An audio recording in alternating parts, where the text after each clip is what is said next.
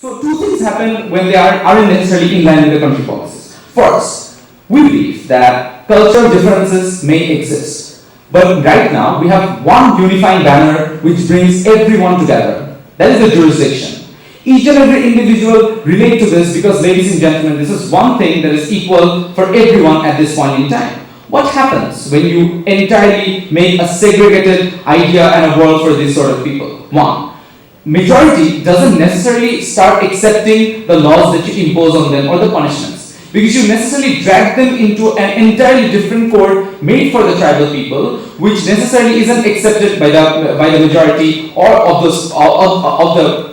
country at that point in time. So two harms that happens. First, you reduce interactions with these people because they do not necessarily believe with the law and order system that you subscribe to begin with. And the only way to do that is to create a separate system for them where law and law systems are created according to the values that individuals share within the society.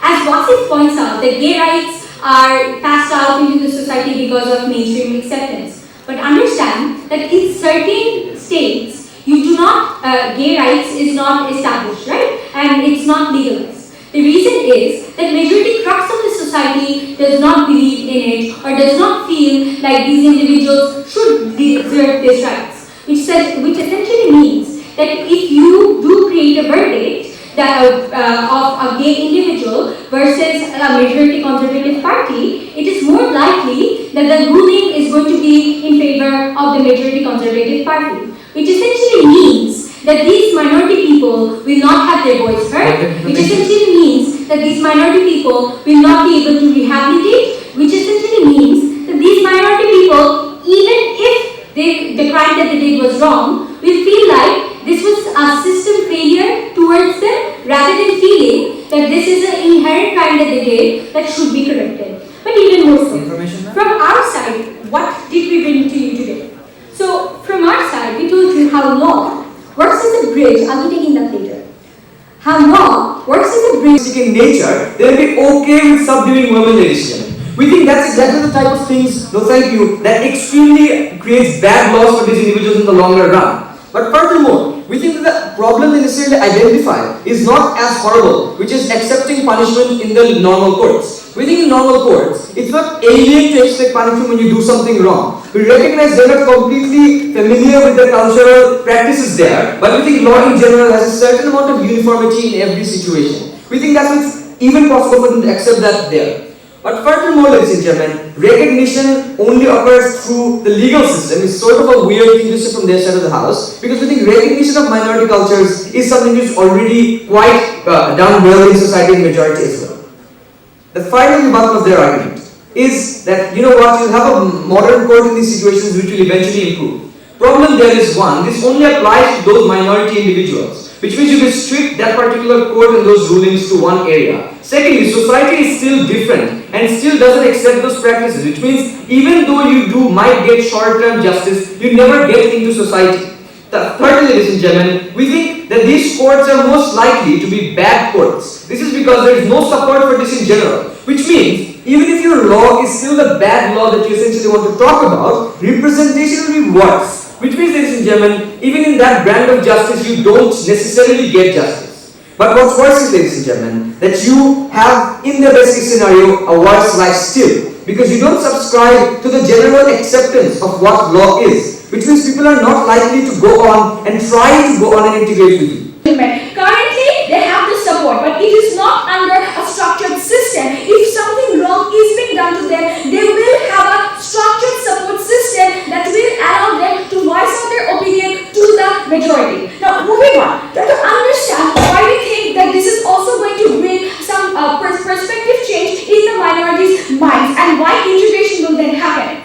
Understand, when there is going to be a tribal court, it means they're going to have to form their own law of standards of law, which means there will be discussions about what law should be passed and what law is not to be used. This will stir up the discussions about the values or about the standards that they have maintained without questioning so far throughout the history, ladies and gentlemen. The moment we make them structure their own court and have a jury system, have a judge, a victim and a criminal, and the trial goes on,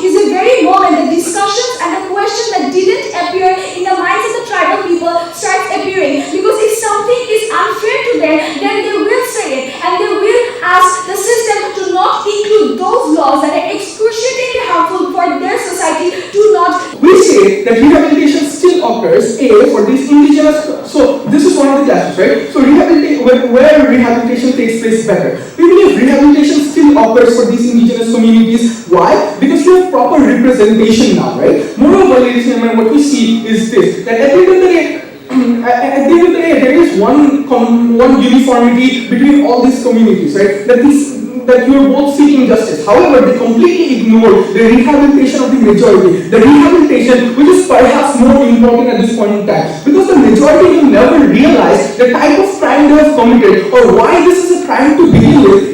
Within those communities, United States of America have one form of lifestyle, while Saudi Arabia has the other. And this is the reason why in some countries the death penalty is accepted, while in some countries it's not. Why so? Because there are cultural diversified forms of people's judgment and people's recognition and acceptance to the form of judgment you have to begin with. And given this kind of diversity that we already have in the global community, we believe we should also have within the local.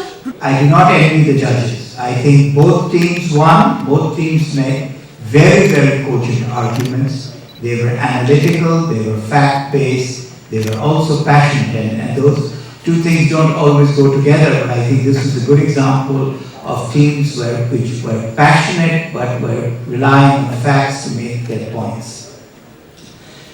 At IUB, one of the basic tenets of our educational philosophy is What are the losses that has been created by this problem? And you have proved it, and you have gone through this whole exercise in the last 3 days to come to this. So I'm very happy that you've done this. At IUB, we would like to encourage these sort of activities even on a more broader scale. And it's always been the objectives of the Board of Trustees and the management to encourage. Ashford, are you here? Who give enthralling speeches all throughout the tournament, and also